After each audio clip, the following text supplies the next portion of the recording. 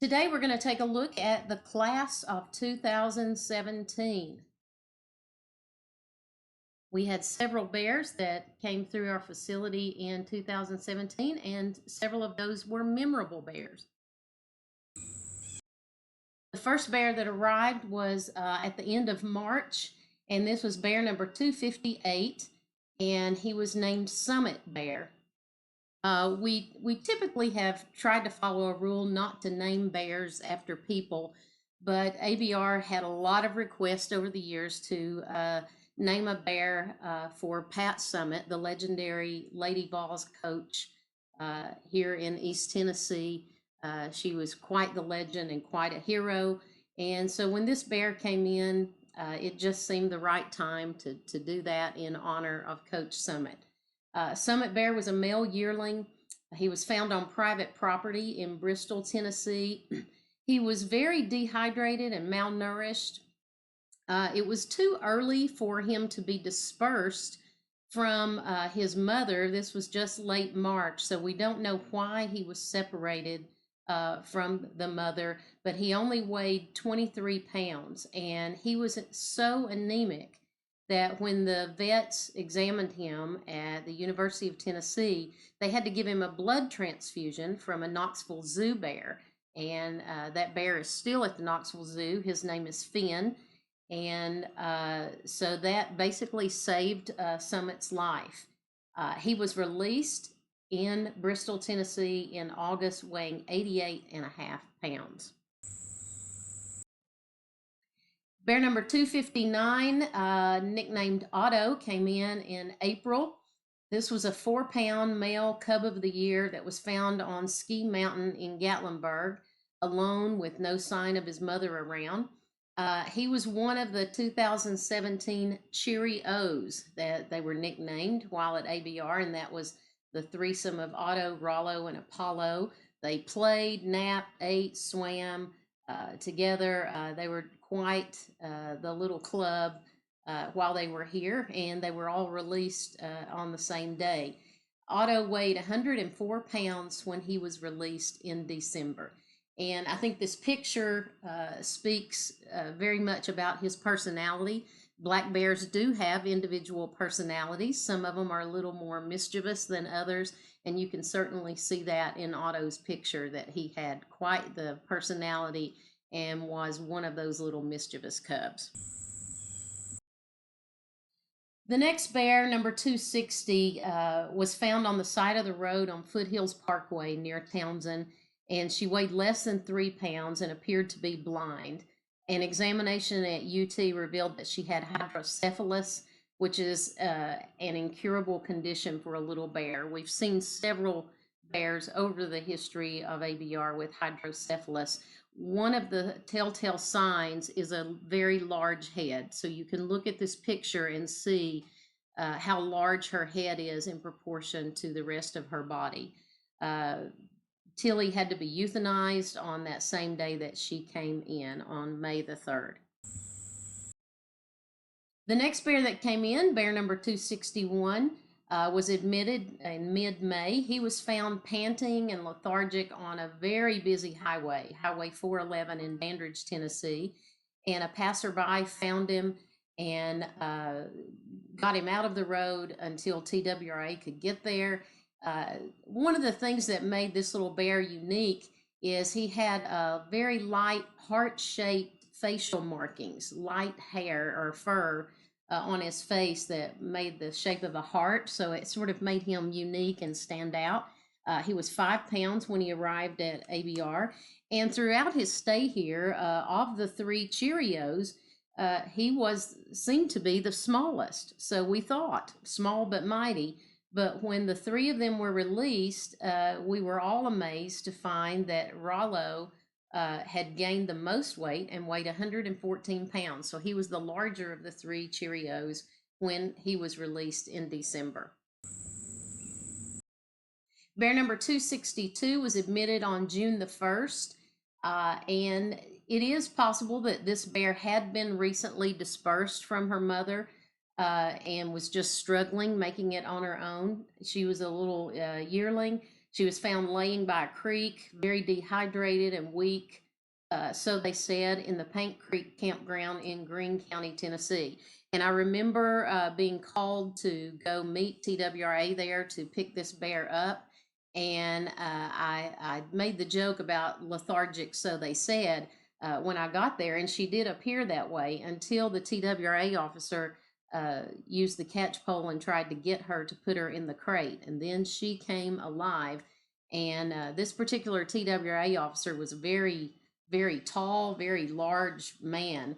And this little bear, 24 pounds of her, was tossing him everywhere before he got her in that crate. It was quite a funny sight to see, and I'll always remember that.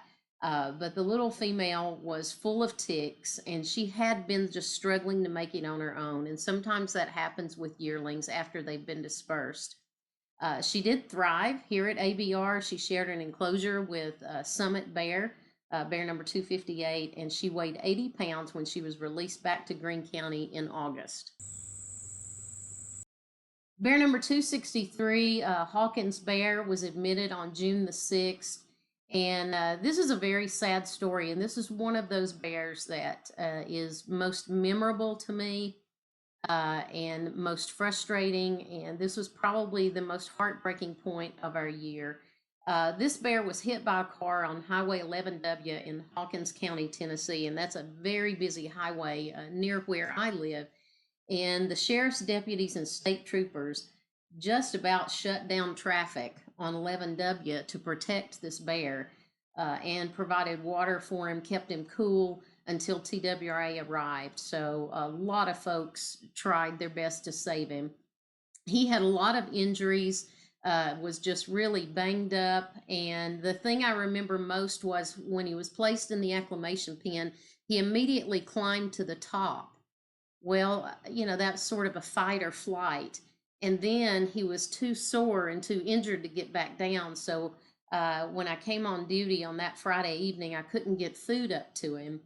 And I sort of made a little makeshift dumbwaiter from the outside of the cage and literally raised his bowl up in a hanging plant container up to where he was on the top level. And what's memorable to me is it almost seemed like that bear knew what I was trying to do, and he reached out with his paws, pulled it to him, and ate. And we had to do that for about a week to get food up for him because he was too sore to climb down.